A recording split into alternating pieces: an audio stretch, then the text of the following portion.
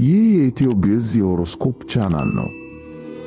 የሚያዝያ 2018 ዓመተ ምህረት ልዩ ሳምንታዊ ትንበያ። የከዋክብት ምስጢር፣ የሳጂታሪየስ፣ ካፕሪኮርን፣ አኳሪየስ እና ፓይሰስ ልዩ ሳምንታዊ ትንበያ።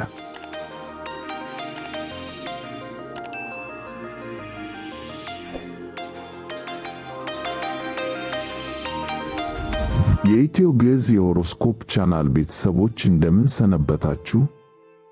ዛሬ እጅግ ለየት ያለ እና በጉጉት ሲጠበቅ የነበረውን ሳምንታዊ የኮከብ ትንበያ ይዘንላችሁ ቀርበናል።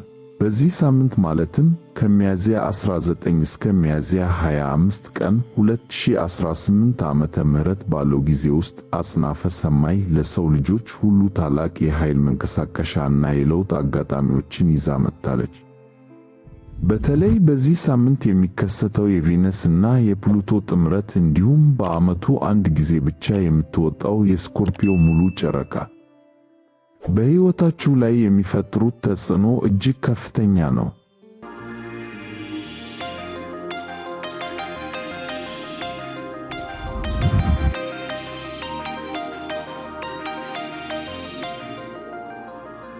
በፍቅር ሕይወታችሁ ላይ ጥልቅ ስሜት የሚንጸባረቅበት፣ በሥራና በገንዘብ ረገድ ደግሞ አዳዲስ ስልቶች የሚቀየሱበት ሳምንት ነው። ዛሬ ስለ ሳጂታሪየስ፣ ካፕሪኮርን፣ አኳሪየስ እና ፓይሰስ የኮከብ ምልክቶች በዝርዝር እንመለከታለን። እስከ ቪዲዮ መጨረሻ ድረስ አብራችሁን በመቆየት የሳምንቱን ስኬት ቁልፍ በእጃችሁ አስገቡ። ይህ የኢትዮ ግዕዝ የሆሮስኮፕ ቻናል ነው። የተሻሉ የሆሮስኮፕ ትንታኔዎችን ወደ እናንተ ለማድረስ ያግዘን ዘንድ ቻናሉን ሰብስክራይብ፣ ላይክ እና ሼር ያድርጉ።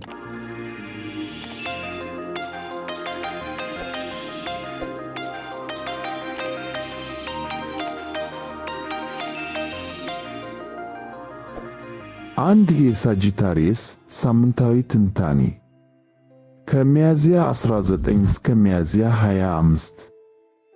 ሳጂታሪየስ አመለካከትን መቀየርና የውስጥ ፈውስ። ሳጂታሪየሶች ሆይ በዚህ ሳምንት አመለካከታችሁ የሚቀየርበትና የቆዩ ቁስሎች የሚፈወሱበት ድንቅ አጋጣሚዎች ይጠብቋችኋል። ሳምንቱ ሲጀምር ማክሰኞ ሚያዝያ 20 ቀን በአካባቢያችሁ ባሉ ሰዎች ላይ ያላችሁ አመለካከት ሊቀየር ይችላል። ማራኪው ፕሉቶ ከፍቅሯ ፕላኔት ቬነስ ጋር በሚፈጥሩት ጥምረት ዓለም ለእናንተ ያላትን መልካም ገጽታ ታሳያችኋለች።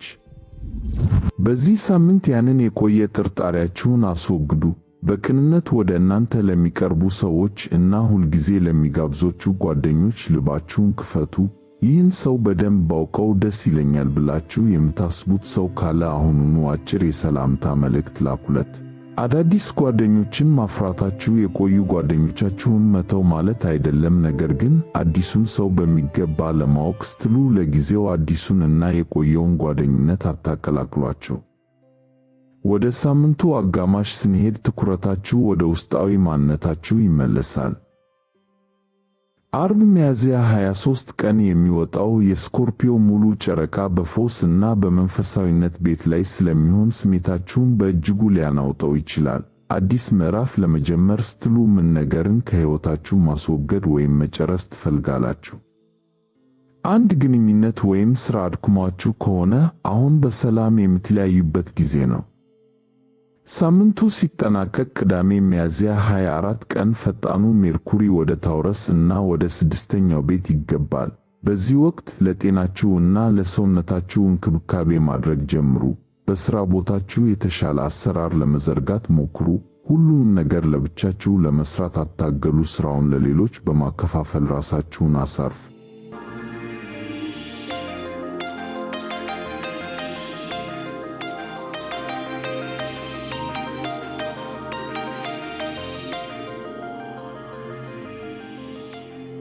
ሁለት የካፕሪኮርን ሳምንታዊ ትንታኔ ከሚያዝያ 19 እስከ ሚያዝያ 25። ካፕሪኮርን የብልጽግና እና የፈጠራ ሳምንት። ለካፕሪኮርን ተወላጆች ይህ ሳምንት በሕይወታችሁ ላይ ትልቅ የብልጽግና አሻራ የሚያርፍበት ነው። ማክሰኞ ሚያዝያ 20 ቀን የብልጽግና ቀን ልትባል ትችላለች። በጎ አድራጊዋ ቪነስ እና የገንዘብ ብልሃተኛው ፕሉቶ በእናንተ የሚያዘርፉሽ ላይ ልዩ ጥምረት ይፈጥራሉ። በዚህ ወቅት ያልተጠበቀ እና ትርፋማ የሆነ ድል በድንገት ወደ እናንተ ሊመጣ ይችላል። በስራችሁ ዓለም ያሉ ትልልቅ ሰዎች ምን እየሰራችሁ እንደሆነ ያውቃሉ? አሁን ያላችሁን ውጤት ስልታዊ በሆነ መንገድ የምታሳውቁበት ጊዜ ነው። ያላችሁን የገንዘብ አያያዝ እና ኢንቨስትመንት በድጋሚ ተመልከቱ። አስፈላጊ ከሆነ ሽያጭ ለማድረግ ወይም ወደ ሌላ አማራጭ ለመዞር አትፍሩ።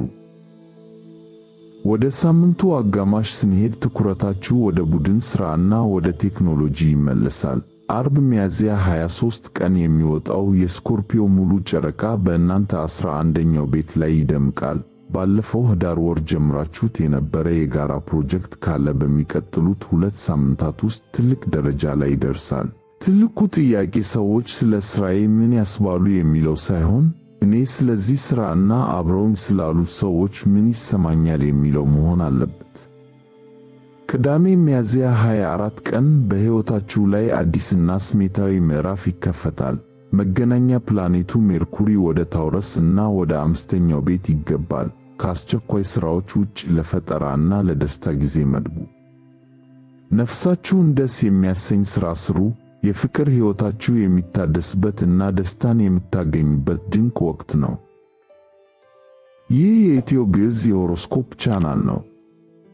የተሻሉ የሆሮስኮፕ ትንታኔዎችን ወደ እናንተ ለማድረስ ያግዘን ዘንድ ቻናሉን ሰብስክራይብ፣ ላይክ እና ሼር ያድርጉ።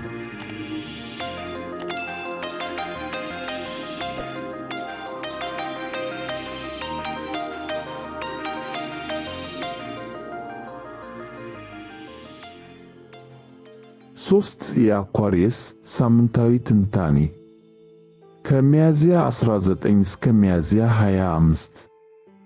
አኳሪየስ የዝናና የውስጥ ሰላም ሳምንት። አኳሪየሶች ሆይ በዚህ ሳምንት የውስጥ ስሜታችሁን አምኑ። ማክሰኞ ሚያዝያ 20 ቀን በእናንተ ምልክት ላይ ያለው ብርቱ ፕሉቶ ከማራኪዋ ቪነስ ጋር በጣም ስምም የሆነ ግንኙነት ይፈጥራል። በዚህ ቀን የውስጥ ስሜታችሁን በሚገባ አዳምጡ። አንድ ትንሽ ንግግር እናንተ ለምትፈልጉት አዲስ አቅጣጫ ትልቅ በር ሊከፍትላችሁ ይችላል። በግንኙነታችሁ ውስጥ ደብቃችሁ የያዛችሁት ያልተመቸ እውነት ካለ አሁን ያንን እውነት በብልሃት የምትናገሩበት ቀን ነው። ወደ ሳምንቱ አጋማሽ ስንሄድ ወደ ስኬት ማማ ላይ የምትወጡበት ጊዜ ይቀርባል። አርብ ሚያዝያ 23 ቀን የሚወጣው የስኮርፒዮ ሙሉ ጨረቃ በእናንተ 10ኛው የዝናና የዓላማ ቤት ላይ ትደምቃለች። ላለፉት 6 ወራት በትጋት የሰራችሁት ሥራ ካለ አሁን ሽልማት እና ዕውቅና የምታገኙበት ከፍተኛ ደረጃ ላይ ናችሁ። ያሳካችሁትን ውጤት ለሚመለከታቸው አካላት በሚገባ አሳውቁ። ሳምንቱ ሲጠናቀቅ ቅዳሜ ሚያዝያ 24 ቀን ትኩረታችሁ ወደ ቤት እና ወደ ግል ሕይወታችሁ ይዞራል። መገናኛ ፕላኔቱ ሜርኩሪ ወደ ታውረስ እና ወደ 4ኛው ቤት ይገባል። በዚህ ወቅት አንዳንድ አኳሪየሶች ብቻቸውን መሆንን ሊመርጡ ይችላሉ። ትልልቅ ስብሰባዎች በዚህ ወቅት አይማርኳችሁም። ከምትወዷቸውና ከምታምኗቸው ጥቂት ሰዎች ጋር ብቻ ጊዜ ማሳለፍ ትመርጣል። ቤታችሁ ለዕረፍታችሁ ትልቁ መሸሸጊያ ይሆናል። ይህ የኢትዮ ግዕዝ የሆሮስኮፕ ቻናል ነው። የተሻሉ የሆሮስኮፕ ትንታኔዎችን ወደ እናንተ ለማድረስ ያግዘን ዘንድ ቻናሉን ሰብስክራይብ፣ ላይክ እና ሼር ያድርጉ።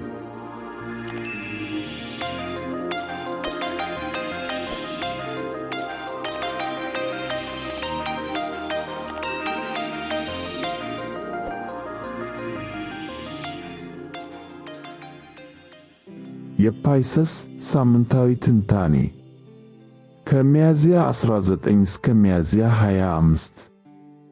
ፓይሰስ የውስጥ ስሜት እና የጀብዱ ሳምንት። ፓይሰሶች ሆይ በዚህ ሳምንት የውስጥ ስሜታችሁን በሚገባ አዳምጡ። ማክሰኞ ሚያዝያ 20 ቀን ጥልቅ ስሜት ቀስቃሹ ፕሉቶ እና ማራኪዋ ቪነስ ልዩ ግንኙነት ይፈጥራሉ። በዚህ ወቅት የምትቀበሏቸው ውስጣዊ ግፊቶች እውነት ናቸውና በሚገባ አዳምጧቸው። ከምትወዷቸው ሰዎች ጋር በጣም ጥንቃቄ የሚሹ ውይይቶችን በሰላማዊ መንገድ የምታደርጉበት ዕድል አለ። የሚሰማችሁንና የምትፈልጉትን ነገር በግልጽ እና በትህትና ጠይቁ። ወደ ሳምንቱ አጋማሽ ስንሄድ አርብ ሚያዝያ 23 ቀን የሚወጣው የስኮርፒዮ ሙሉ ጨረቃ በእናንተ 9ኛው ቤት ላይ ትወጣለች። ይህ ደግሞ ከተለመደው ወጥታችሁ እንድትዘረጉ ያበረታታችኋል። በድንገት የጉዞ ፍላጎት ሊያድርባችሁ ይችላል። በትምህርት እና በሥራ ፈጠራ ረገድ ባለፉት 6 ወራት ውስጥ ስትለፉበት የነበረ ሐሳብ ካለ አሁን ለሕዝብ የምታቀርቡበት ጊዜ ነው። ሳምንቱ ሲጠናቀቅ ቅዳሜ ሚያዝያ 24 ቀን የማወቅ ጉጉት ያለው ሜርኩሪ ወደ ታውረስ ይገባል። ዓሣዎች ሆይ ከዚህ ሳምንት ጀምሮ ልዩነት የሕይወት ቅመም ነው የሚለውን መርህ ተከተሉ። በአካባቢያችሁ ያሉ አዳዲስ ጣፋጭ ምግቦችን ወይም አዳዲስ ሐሳቦችን ለመፈለግ ሞክሩ። ውጡና አካባቢያችሁን አሱ።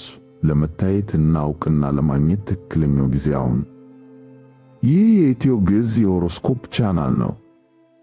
የተሻሉ የሆሮስኮፕ ትንታኔዎችን ወደ እናንተ ለማድረስ ያግዘን ዘንድ ቻናሉን ሰብስክራይብ፣ ላይክ እና ሼር ያድርጉ።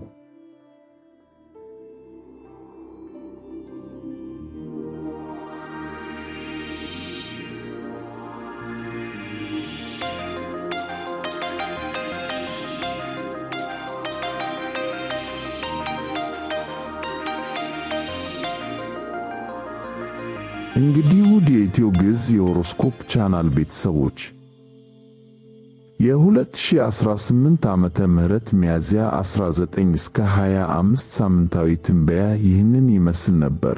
ሳጂታሪየሶች የውስጥ ፈውስ እንዲያገኙ፣ ካፕሪኮርኖች በብልጽግና እንዲጓዙ፣ አኳሪየሶች ዝናቸውን እንዲቀዳጁ እና ፓይሰሶች አዳዲስ ጀብዶዎችን እንዲያሳኩ ከዋክብት መልእክታቸውን አስተላልፈዋል። ያስታውሱ፣ ከዋክብት ፍንጭ ይሰጣሉ እንጂ ሕይወታችሁን አይወስዱም። በጥረታችሁ እና በእምነታችሁ የምታመጡት ለውጥ ሁልጊዜም ወሳኝ ነው። ይህ ቪዲዮ ጠቃሚ ሆኖ ካገኘችሁት ላይክ በማድረግ እና ለወዳጅ ዘመዶ በማጋራት ድጋፋችሁን ግለጹልን። ለቻናላችን አዲስ ከሆናችሁ ሰብስክራይብ በማድረግ በየሳምንቱ የሚለቀቁ የከዋክብት ምስጢሮችን መከታተል ትችላላችሁ። መልካም እና የሰላም ሳምንት ይሁንላችሁ። ቸር ሰንብቱ።